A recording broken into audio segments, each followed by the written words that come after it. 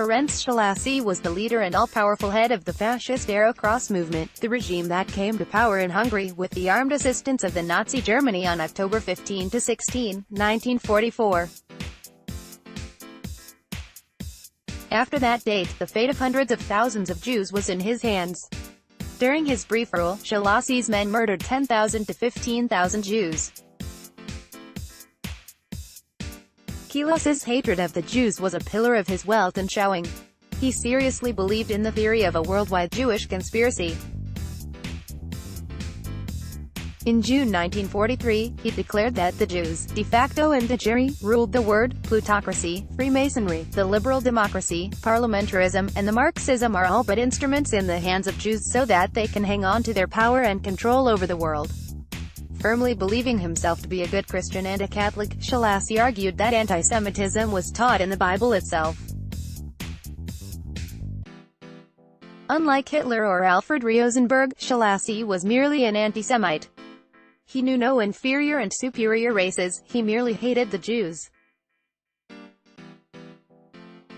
On the 19th of November 1944, Szálasi was in the Hungarian capital when Soviet and Romanian forces began encircling Budapest. By the time the city was encircled, he was gone. The leader of the nation, Nemzeti Vezető, fled to Szombathely on the 9th of December. By March 1945, Szálasi was in Vienna.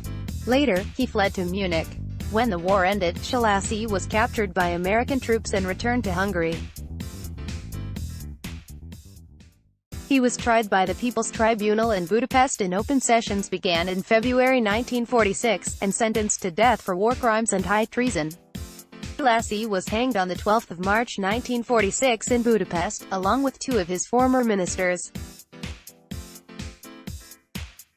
The short drop hanging is performed by placing the condemned prisoner on the back of a cart, horse, or other vehicle, with the noose around the neck.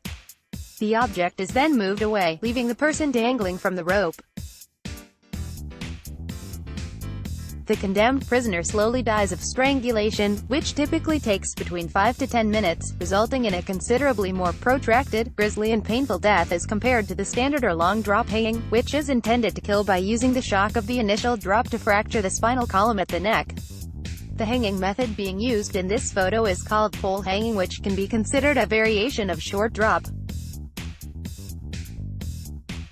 There was no gallows as such, but rather a stout vertical wooden pole, or post, of about 2 to 3 meters height with a metal hook or eye bolt at the top to which a rope noose was attached. There was either a ladder or steps up to a small platform at the back of the pole for the executioner to stand on. The pinioned prisoner was placed with their back to the pole and then lifted up either manually by the hangman's assistants, on a simple board platform, or by a cloth sling running under their armpits so that the executioner could put the noose round their neck. At the signal they were now jerked downwards by the assistants, thus tightening the noose. This jerk combined with the thinness of the cord typically caused a carotid reflex and led to rapid unconsciousness. The last picture is after the execution, and the executioner is dislocating, breaking, the victim's neck to finish the job.